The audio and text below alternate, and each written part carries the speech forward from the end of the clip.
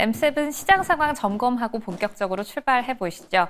앞서 들으셨던 것처럼 오늘 M7 기업들 가운데 가장 면밀하게 살펴봐야 할 주인공은 알파벳과 애플이었습니다. 미국의 연방 법원에서 애플과 구글의 반독점법에 대한 해소를 위한 재판이 열렸는데요. 여기에서 구글을 위한 애플의 증언이 한 가지 나왔습니다. 구글을 위했다라고는 하지만 AI가 검색 엔진을 대체할 수 있다라는 발언이 나오면서 애플과 함께 알파벳의 주가 큰 폭으로 떨어진 모습이고요. 알파벳은 장중 8%대 급락하는 모습 보여주기도 했습니다. 이러한 악재에 더불어서 테슬라도 악재가 한 가지 나왔는데요. 중국에서 인도량이 전달 대비 다시 한번 미끄러짐을 보여줬다라고 악재가 출현하기도 했지만 알파벳과 애플에 대한 소식 때문인지 오늘은 낙폭을 키우지 않은 모습입니다. 앞서 전해드렸던 반독점법 해소에 대한 재판, 여기에 오히려 수혜를 받은 건 메타였습니다. AI 성장에서 구글보다 우위를 점할 수 있다라는 소식이 전해지면서 오늘 1%대 상승폭 보인 모습입니다. 이렇게 7개 기업 상황 점검해 봤는데요. 그럼 어떤 이슈가 시장을 움직였을지 다음 판 통해서 확인하시죠. 오늘 전반적으로 참 나온 내용들이 많습니다. 일단 어제 우리 본장에서도 장 시작 전에 이런 내용이 나왔죠. 스위스에서 미국과 중국이 관세에 대한 협상을 진행할 수도 있다. 이런 이벤트를 앞두고 선제적으로 트럼프 대통령이 어떤 언급을 내놓았는지 중국과의 협상 전 관세에 대한 하향은 없을 것이다 라고 이야기했던 부분 짚도록 하겠고요. 또 장 막판에 나왔던 카더라성 소식이긴 한데 블룸버그 통신의 소식이 한 가지 있어서 짚고 가겠습니다. 반도체에 대한 규제 앞으로 철회할 수도 있다라는 이야기가 나오고 있다는 점, 미 상무부의 검토를 거치고 있다라는 이야기도 전해지고 있는데 우리가 정말 예상하지 못했던 소식은 아닙니다. 한 가지 짚도록 하겠고요. 앞서 M7 브리핑 통해 전해드렸던 애플과 구글의 소식 짚겠습니다. 마지막 브리핑 통해서는 FOMC 결과 또 그에 앞서서 이어진 파월 의장의 연설에는 어떤 이야기가 담겨 있었는지 짚도록 할게요. 그럼 하나씩 더 깊게 들어가 보시죠. 미중 간 관세 갈등을 풀기 위한 고위급 회담을 앞둔 가운데 트럼프 대통령이 미국의 선제적인 대중국 관세 인하 가능성에 선을 그었습니다. 대통령은 간밤 백악관에서 중국을 협상 테이블로 끌어내기 위해 145%의 관세를 철회하는 것에 개방적인 입장인가라는 질문에 아니라고 답했습니다. 스콧 베센트 미 재무장관과 그리어 미국 무역대표부 대표는 오는 10일부터 스위스 제네바에서 허리펑 국무원 부총리 등 중국 측 대표단과 통상 문제를 둘러싼 협상을 진행할 예정입니다. 두 번째 소식 확인하시죠. 트럼프 행정부가 바이든 정부 시절 도입된 AI 반도체 수출 규제를 철회할 방침인 것으로 알려졌습니다. 이는 반도체 수출 제한 조치에 반발해온 여론을 반영한 광범위한 정책 재조정의 일환인데요. 이번 철회 조치는 엔비디아 등 미국 반도체 기업들의 수출을 국가별로 3등급으로 나눠 통제하던 기존 정책을 수정하려는 시도로 보이고 있습니다. 블룸버그 통신에 따르면 5월 15일부터 시행 예정이었던 이른바 AI 확산 규제를 트럼프 행정부가 적용하지 않을 계획이라는 소식입니다. 이번 정책 변화는 트럼프 대통령이 사우디아라비아, 아랍에미리트 등 중동 국가들을 방문하기에 앞서 본격화되고 있는데요. 이들 국가는 AI 반도체 확보에 대한 제한 조치에 불만을 표출해왔죠. 트럼프 측은 반도체 수출 통제 정책을 강화하면서도 해외 동맹국들의 반발을 완화할 수 있는 새로운 규칙 마련에 나선 것으로 전해지고 있습니다.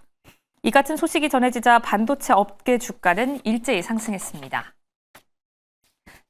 인공지능을 이용한 검색이 구글과 같은 기존 검색 엔진을 대체할 것이라고 애플 측이 현지 시각 7일 밝혔습니다. 애플 서비스 부문 책임자인 에디 큐 부사장은 이날 미 워싱턴 DC 연방법원에서 열린 온라인 검색 시장에서의 구글 독점 해소를 위한 재판에 증인으로 출석해 이같이 말했다고 블룸버그 통신이 보도했습니다. 큐 부사장은 지난달 사파리의 검색량이 처음으로 감소했다라고 밝히면서 이는 사람들이 AI를 더 많이 사용하게 된 결과라고 진단했습니다.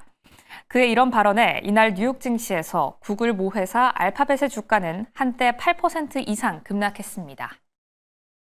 이렇게 기업단 소식까지 짚어봤는데요. 다음 판 통해서 FOMC 소식 확인하러 가시죠. FOMC 회의의 결과 우리가 예상했던 대로 동결로 나왔습니다. 하지만 파월 의장이 내놓은 발언이 조금 더 주목해 봐야겠죠. 파월 의장은 여전히 기다리기에 참 좋은 위치다라고 이야기하고 있습니다. 우선 동결의 결과부터 확인을 해볼까요? 금리는 일단 연 4.25%에서 4.5%로 동결이 됐습니다. 이러한 동결에 어떠한 이유가 가장 컸냐라고 묻는다면 성명문을 통해서 확인을 할 수가 있겠죠. 우선 한 단어로, 한 문장으로 간추려 본다면 연준은 불확실성이 점점 더 커져가고 있다라고 진단하고 있습니다.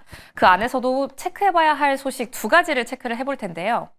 먼저 왜 이렇게 불확실성이 커지고 있냐라는 소식에 대해서는 실업률과 인플레이션에 대한 상승 위험이 커지고 있다라는 이야기가 담겨 있었고요.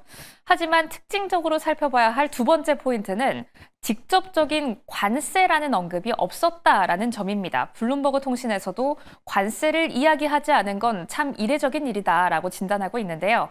그만큼 연준은 관세를 참 신중하게 판단하고 있는 것으로 보입니다.